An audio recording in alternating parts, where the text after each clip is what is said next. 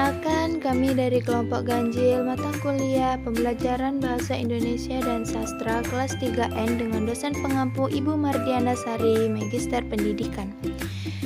Kelompok kami terdiri dari 21 orang, antara lain yang pertama itu ada Khairunisa, yang kedua Anissa Nuriski, yang ketiga Adela Puspitasari, yang keempat Jadi Ardiansah, yang kelima Adela Astarina, yang keenam Nunung Oktari, yang ketujuh Anggun Dia Ayuning Tias, yang kedelapan Yurmanila, yang kesembilan Muhammad Fatur Rahman, yang kesepuluh ada Rizka, yang ke-11 Helita Devia, yang ke-12 Nimas Della Puspita, 13 Della Suci, 14 Jian Mahira, 15 Mardatila Ananda, 16 Kadek Warti, 17 Afifah, 18 Yetri Mariani, 19 Alia Zahra, 20 Mardonia Mulyati, 21 Sigit Wahyudin. Di sini kami akan membacakan materi yang berjudul Pembelajaran Menyimak. Perkenalkan, nama saya Khairunisa, NIM 2020143524. Perwakilan dari kelompok ganjil akan menjelaskan materi tentang A. Hakikat menyimak. Sebelum mendeskripsikan teknik pengajaran menyimak di sekolah dasar, dipandang perlu untuk memaparkan terlebih dahulu tentang hakikat menyimak. Yang pertama, pengertian menyimak.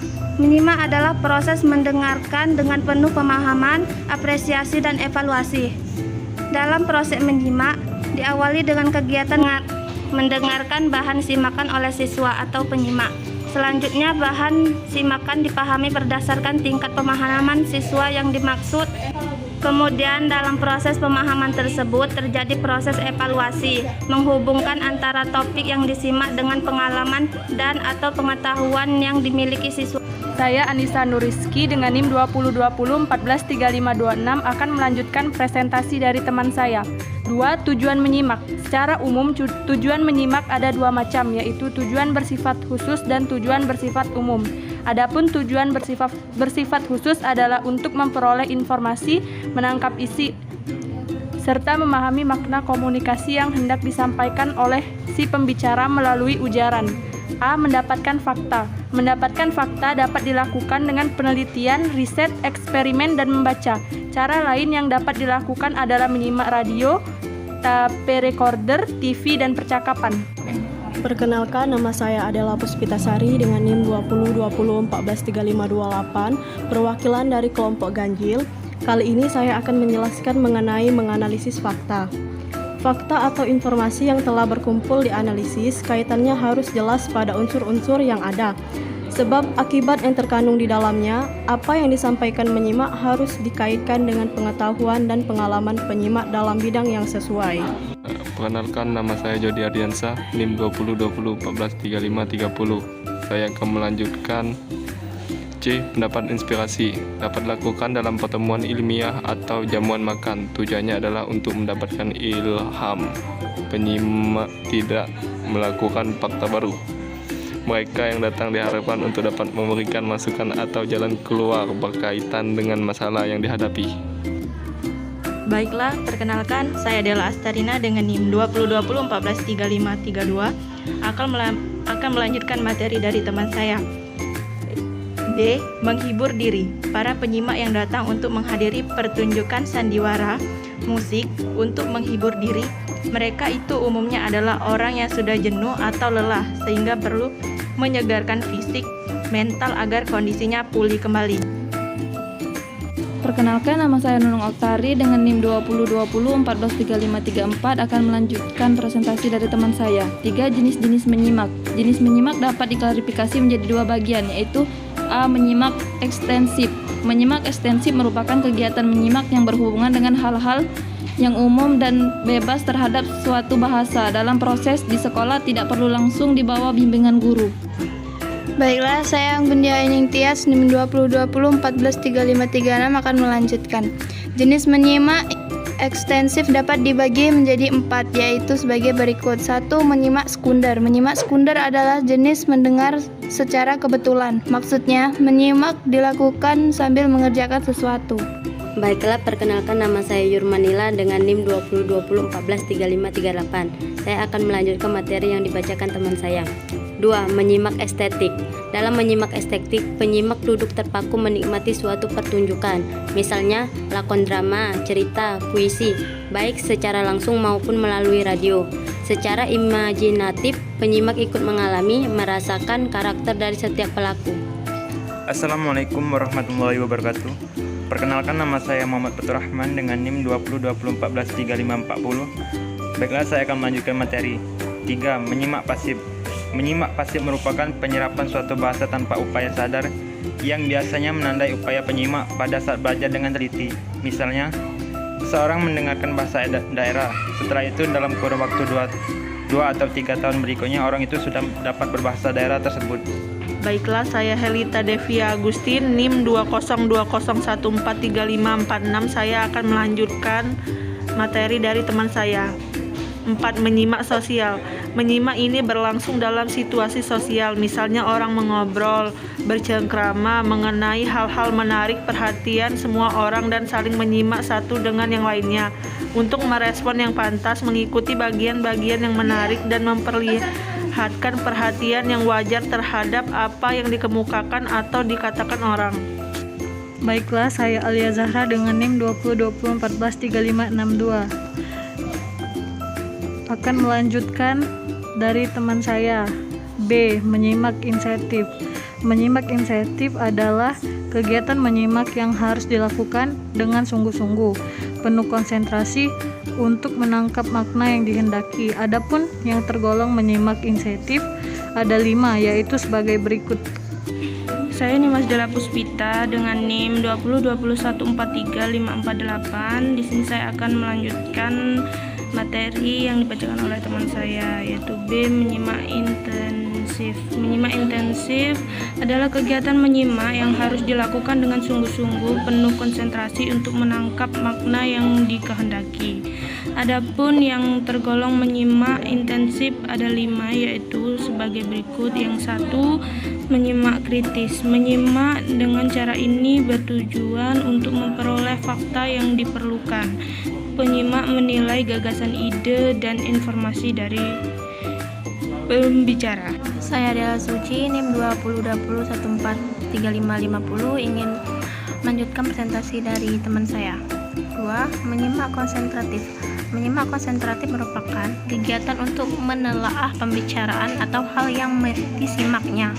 Hal ini diperlukan konsentrasi penuh dari penyimak agar ide dari pembicara dapat diterima dengan baik.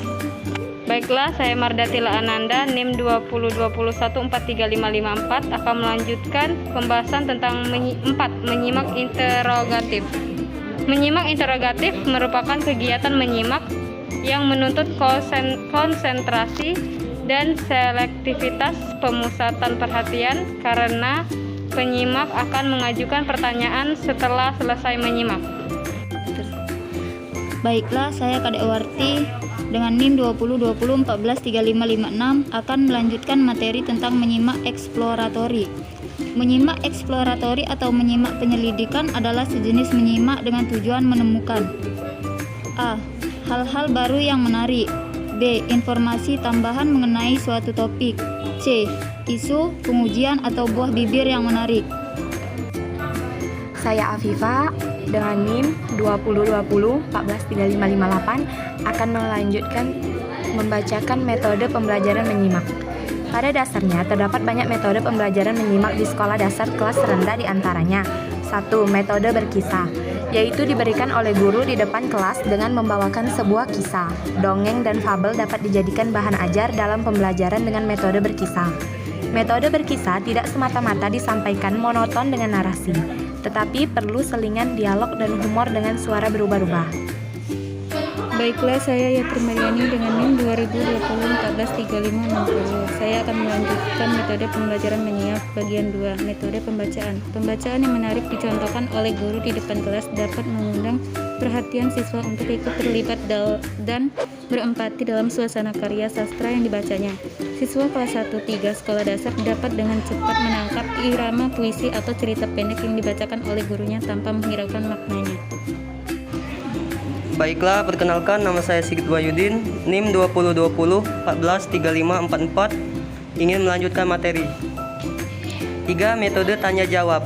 Pertanyaan diberikan guru kepada siswa setelah siswa itu mendengarkan cerita guru atau menonton pertunjukan pentas karya sastra.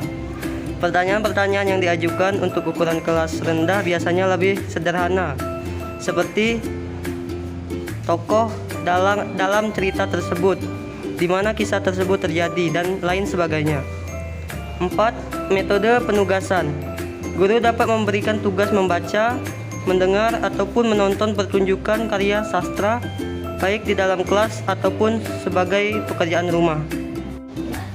C. Teknik pembelajaran menyimak. Teknik atau cara pengajaran menyimak di sekolah dasar dapat dilakukan secara variatif untuk menghindari kesan yang monoton terhadap strategi mengajar guru di sekolah dasar.